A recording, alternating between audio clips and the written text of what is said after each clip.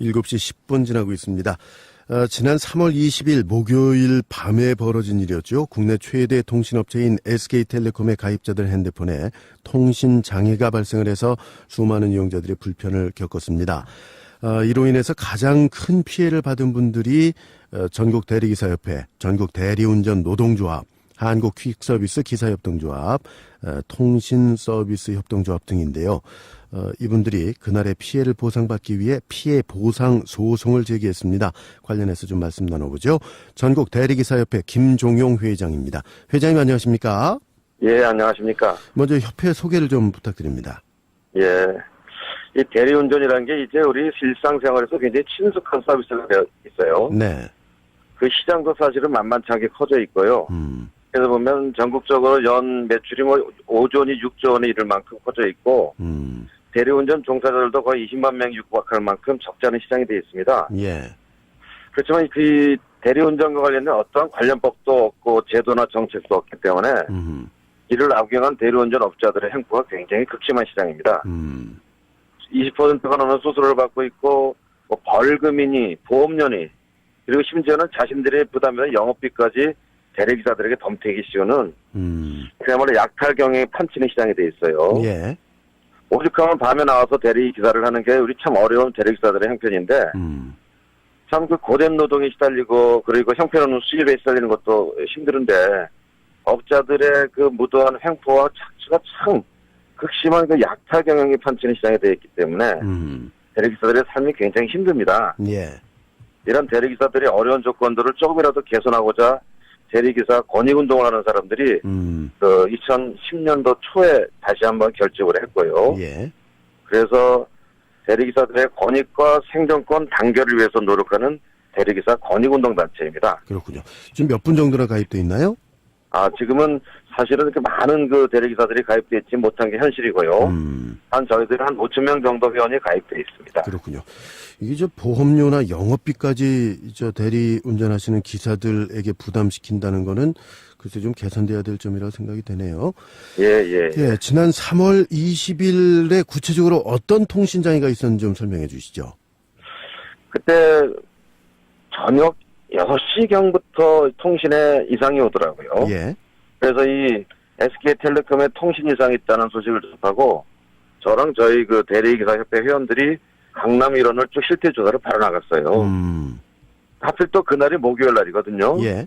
그나마 목요일 날이랑 금요일 날은 그나마 일거리가 좀 있는 대리기사들에게 좀 나은 날인데 예. 하필 또 그것도 6시부터 새벽 1시까지 되면 비유한다면 일반인들이 아침 9시부터 저녁 한 5시까지 근무해야 되는데 사무실 문이 잠겨 있어가지고 들어가지도 못하고 통신이 마비돼서 어떤 그 손님도 받지 못한 이런 꼴이 돼버렸죠. 한 7시간 정도 이 통신장애가 발생을 했었나요? 그렇습니다. 예. 근데 물론 조금씩 개인적인 편차가 있더라고요.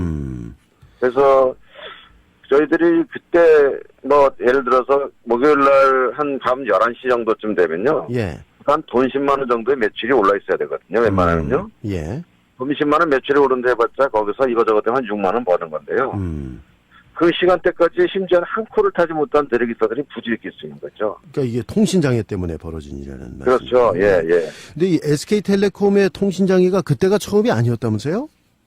그래서 사실은 그 일주일 전인가도 지금 그때와 같이 그렇게 극심하지는 않았습니다만 예. 낮에 부분적으로 몇 시간 정도의 통신 마비가 있었고요. 통신이라는 게 사실은 항상 불안정할 수가 있는 그런 일이라고 생각을 합니다만 네. SK텔레콤 같이 대규모 회사가 그런 일들이 가끔 있다는 게 참 저희들은 정말 안타깝죠. 예.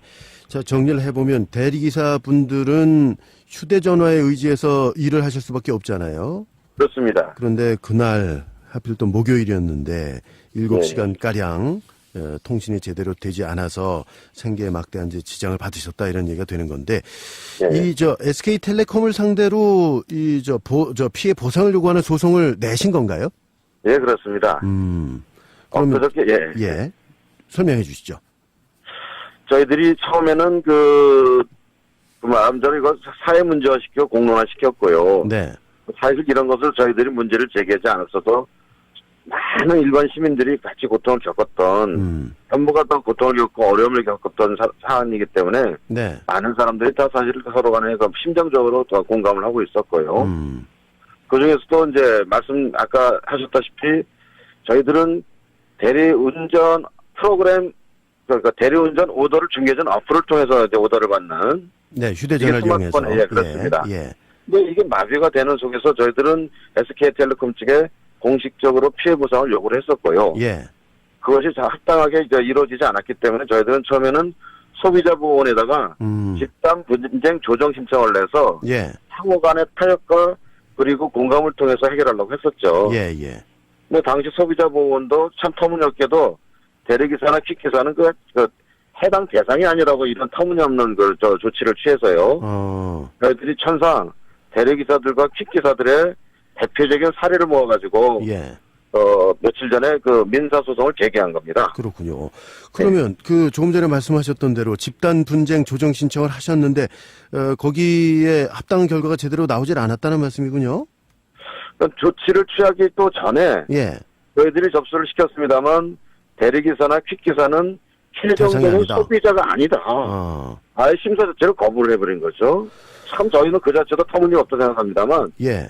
그렇습니다. 세상이 참 정말 상식적으로 이해가 안 되는 일들이 많이 벌어지는 게 현실이죠. 네. 아니 그 대리기사나 퀵기사 분들이 그 휴대전화 가입을 하는 거는 본인이 가입하는 거 아닌가요?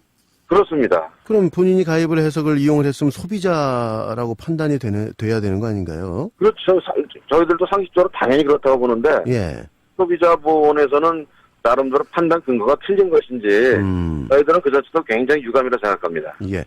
저도 SK텔레콤을 쓰고 있어서 예. 사건이 벌어진 다음에 그 홈페이지를 통해서 뭐 이렇게 보상을 좀 해주는 움직임이 있었던 걸로 좀 기억이 나는데 예. 그런 부분들이 제대로 잘 안 이루어졌었습니까? 그러니까 그 당시 SK텔레콤이 공식적으로 사과를 하고 예. 피해를 얻게 하도록 보상을 하겠다고 나름대로 공식적으로 사과를 했죠. 예. 그렇지만 실제로 많은 국민들이 그때 느꼈겠습니다만 뭐 몇천 원에 해당되는 푼돈을 지급을 해나간 그런 문제가 돼서 네. 사실은 많은 시민들의 분노를 샀고요. 예. 특히나 대리기사처럼 실제로 하루 생계가 사실은 거의 손해를 본 이런 분들에 대해서는 실질적인 생계 보전을 해줘야 되는 그런 조치를 취하지는 않았죠. 그렇군요. 예. 자, 일반 소비자들에게는 뭐 몇천 원 이렇게 하는 것이 SK텔레콤 입장에서는 뭐 합당하다고 보는지 모르겠습니다만은 지금 말씀하신 대로 생계가 걸려 있는 분들이 피해 본 것에 대해서는 제대로 좀 그 보상이 이루어져야 되지 않나 이런 생각이 드는데 SK텔레콤 쪽에 어떤 뭐 공식 입장을 들으신 게 있습니까? 그 당시 그런 어려움이 있고 난 다음에 비공식적으로 SK텔레콤에 네. 고위 당사자분들과 저희들이 비공식적인 회합을 해서 나름대로 의견을 청취하고 하긴 했습니다만 그 당시의 말씀이신가요? 3월달에 예. 그렇지만 실제로 그거는 성의 있는 조치를 취하기 위한 액션이라기보다는 서로 간의 입장을 타진하는 정도의 수준에서 끝이었고요. 아직까지 지금 공식적인 어떠한 반응과 입장을 갖고 있지는 못하고 간간히 매스컴을 통해서 나름대로 뭐 조치를 준비하고 있다 이런 어떤 통상적인 얘기 외에는 어떤 답변이 없는 거죠. 예. 그럼 이 소송을 제기하셨으면 구체적으로 피해본 사례를 증거로 제시를 하셔야 될 텐데 그런 부분들은 준비가 돼 있습니까? 대리기사나 퀵기사 같은 경우는요. 네. 자신들이 운영하는 업무형 프로그램을 통해서 자신이 어떠한 피해를 받는지 어느 정도의 피해액을 선정할 수 있는지를 객관적으로 입증할 수가 있습니다. 그렇군요. 네, 대리기사 무슨 말씀이냐면 저희들이 쓰는 오더 중개 프로그램이 있는데요. 이 프로그램상에는 예를 들어서 지난 3월달, 4월달, 5월달 요일별로, 날짜별로 평균치가 나오겠네요. 이런 근무 조건이 나름대로 다 기록이 되어 있습니다. 그래서 저희들 스마트폰 상으로도 그렇고 프로그램상의 서버를 통해서 충분히 입증할 수 있는 자료가 객관적으로 존재하고 있기 때문에 저희들은 이번에 승리를 이길 수 있을 거라고 자신하고 있습니다. 자, 이 뭐 소송까지 제기를 하셨으니까 결과를 좀 지켜봐야 되겠는데 이런 피해와 관련해서 정부의 움직임이 좀 있었습니까? 사실 저희들이 참 그런 부분에 대해 실망이 큰데요. 지난 3월달에 벌써 몇 개월이 지났지 않습니까? 그럼요.